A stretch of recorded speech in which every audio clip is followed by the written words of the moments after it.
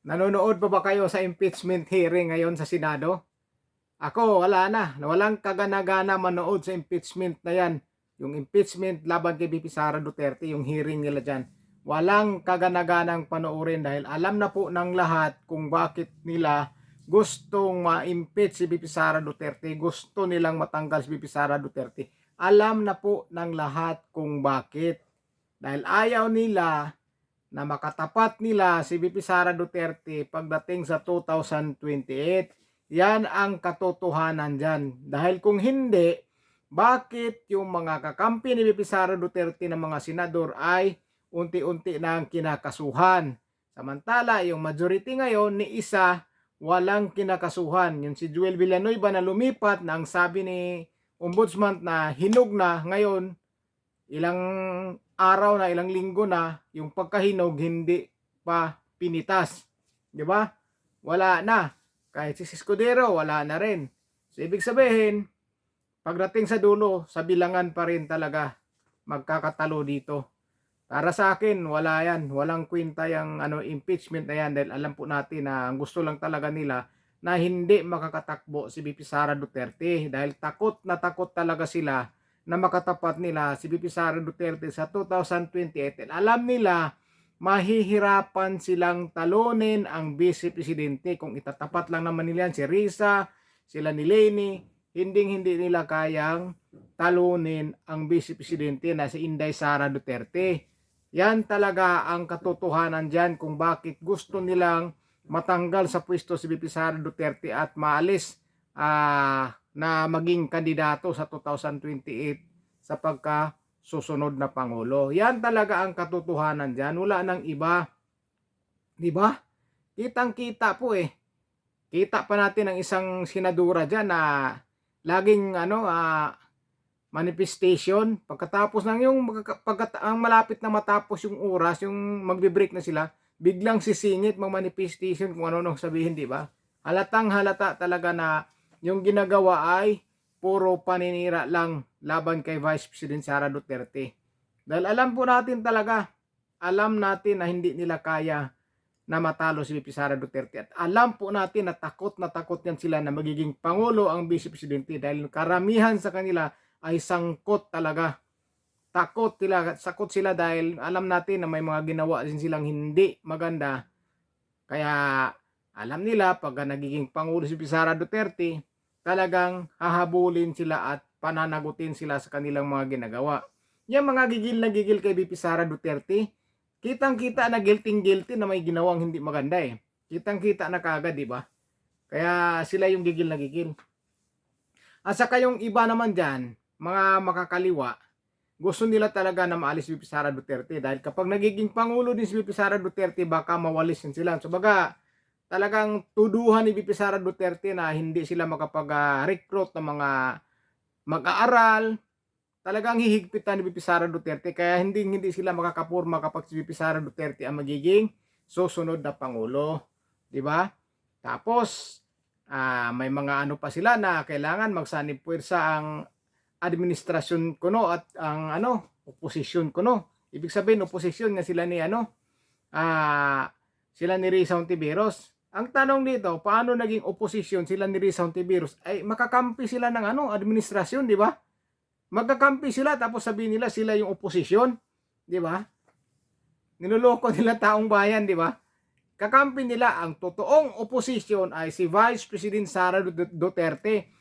Dahil si Vice President Sara Duterte lang ang lumalaban sa korupsyon ngayon. Siya ang lumalaban sa korupsyon ngayon, siya pa ngayon ang hinahabol ng mga nandyan ngayon, di ba? Kung sino pa yung naghahabol ng korupsyon, naghahanap ng katarungan, katotohanan, siya pa ngayon ang hinahabol at gustong kasuhan. Kagaya kay Senador Rodante Marcolita, gustong-gusto talaga mailantad yung katiwalian, yung korupsyon sa flood control. Ang ginawa nila, kinasuhan, pinakulong. Si Jingo Estrada, ganun din, di ba? Sila ni, si Escudero at saka si Joel Villanueva, ayon kay Senador Peter Cayetano, di ba? Talagang, may mga pananakot na kapag hindi lumipat, kakasuhan. Kaya siguro, ayan, nagsilipatan. Pero tingin ko kapag dating sa botohan na yan, tingin ko lang sa akin lang ito, yan si Chis Escudero at saka si Villanueva, 50-50 yan na boboto ng guilty kay BP Sara kay BP Sara Duterte, 50-50 na gusto nilang i-convict si BP Sara Duterte, mag-yes sila or mag-no sila. Tingin ko dyan, 50-50 pa yan. Hindi pa sila sigurado na mag-yes sila na ma-convict si BP Sara Duterte. At saka ito si si kapatid ni Jingo Estrada, si Ejercito, si JB Ejercito. Yan, 50-50 din yan. Pero yung mga 100% nandiyan na sigurado na yan na mag-yes mga yan, si Ontiveros, si Kiko Pangilinan, si Bam, si Tito, tapos si Sender Lacson, dalawang tulpo, yan, sigurado na yan sa paningin ko lang. Sa akin lang to. Yan ang tansa ko. Si Lito Lapid, ganun din yan dahil sunod-sunuran yan sa mga nakakatanda dyan eh. Nakakatandang mga senador na nandyan. Nakakatandang senador na nandyan. So baga, ano na yan sila? Lito Lapid, Risa Hontiveros, dalawang tulpo, 4, Lacson 5, Soto 6, Pangilinan 7, 8, Aquino. So baga, 8 na sila dyan, sigurado na yan. Sigurado na yan, mag-yes mga yan. Para sa akin para sa nakikita ko lang, sigurado na yan. Pero ito si si Escudero, si Joel Villanueva, si Ejercito, mukhang 50-50 pa ito. 50-50 pa. Sino pa bang hindi ko na majority na napangalanan? Ano pa yan sila? 50-50 pa yung tatlo, kaya hindi sila sigurado na makonvict talaga nila si BP Sara Duterte.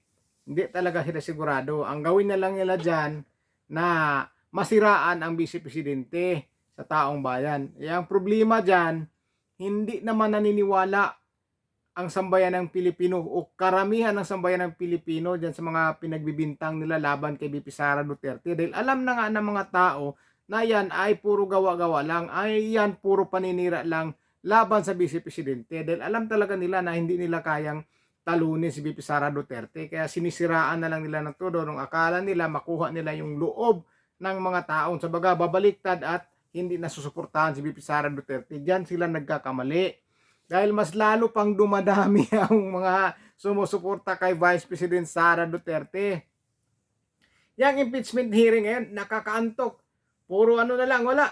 Parang sayang yung oras. Sa paningin ko lang, sayang yung oras. Kung may ginagawa ka sa bahay at gusto mong manood, mauubos lang yung oras mo dyan. Sayang lang, hindi mo magawa yung gawaing bahay dahil sa panunood, walang mangyayari.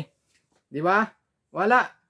Talagang, kung manood ka, baka makatulog ka lang eh. Tapos, alam naman natin nga talaga na puro paninira lang yan. Kaya walang mangyayari dyan. Ang pagdating sa dulo dito, yung talaga kasinungalingan, hindi yan magwawagi. Hindi yan magwawagi. Hindi nila yan ma-convict si BP Sara Duterte. Hindi talaga nila ma-convict yan. Dahil kung bilang ang pag-uusapan, di ba 16 ang sabi ni Escudero, sigurado mag-aano pa yan sila dahil nasa kulungan na ngayon dalawa. Wala pa si Senador Bato. 3, sabihin nila 40 na lang. Mahirapan pa rin sila. Mahirapan pa rin sila makuha yung 14. Kaya ang ginagawa nila dyan, puro kasukasuhan na lang. Ayan na si Senador Alan Peter Cayetano, pinaimbestigahan niya Senador Lacson. Pagka ituloy-tuloy nila, kakasuhan na naman nila yan. Pati na naman ngayon si kapatid ni Senador Alan Peter Cayetano, may nakita ko doon na mayroon na naman silang iimbestigahan dyan. Si Senador Ruben Padilla dahil sa pagpatakas daw kay Senador Bato. Ay parang puro kaso. Puro kaso sa minority. O diba? So kitang-kita na hindi talaga sila lumalaban ng patas.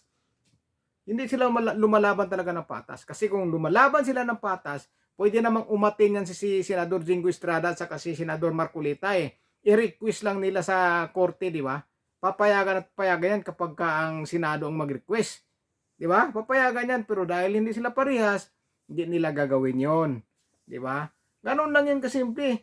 Kung marunong ka talaga mag-isip, mag-analyze sa lahat, kitang-kita mo na paninira lang ang lahat. Kitang-kita po talaga na paninira lang yung ginawa nila laban kay Vice President Sara Duterte. Kitang-kita po talaga. Kung marunong ka lang mag-analyze, pero kung hindi, kung galit ka sa mga Duterte, isa ka rin sa maninira sa kanya. Dahil nakikita natin sa social media yung mga kunyari galit-galitan daw sa mga DDS, galit na galitan sa mga Duterte.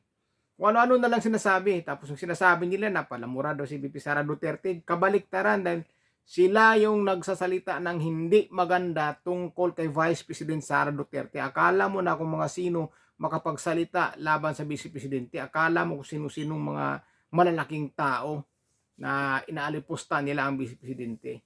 Pero hayaan lang natin yan. Ang taas nakatingin sa kanilang ginagawa. Kung sila tumanggap ng pira, hayaan natin sila. Kung tumanggap sila ng pira, kung sabaga pinagpapalit nila yung pagkatao nila dahil sa pira, choice nila yan. Hayaan natin sila kung anong gusto nila. Basta sa atin, kung saan talaga ang tama, doon po tayo para hindi tayo maligaw ng landas. Kaya sa pangyayari sa Pilipinas ngayon na puro na lang baha, pag tuwing umuulan walang bagyo, pero grabe na mga pagbaha dahil yan sa flood control na mga ninakaw yung budget. Pero yung gustong mag-imbestiga talaga sa flood control ay pinakulong na si Senador Rodante Marcolita. Siyang gustong-gusto talaga na ituloy yung Blue Ribbon at maimbestigahan talaga yan, yung flood control na yan. Pero ang ginawa nila, ayan, pinakulong si Senador Marcolita. Kaya natigil na ang investigasyon at ang hawak ngayon ay ang ombudsman na. Sabi ni Erwin Tulfo na ombudsman na raw ang bahala dyan sa flood control investigation. Wala na sa Senado o sa sa Blue Ribbon Committee, wala na. So yan lang po. Niwala pa ba kayo sa impeachment? Para sa akin, hindi na, dahil alam ko na kung bakit nilang ginawa yan laban sa Vice Presidente.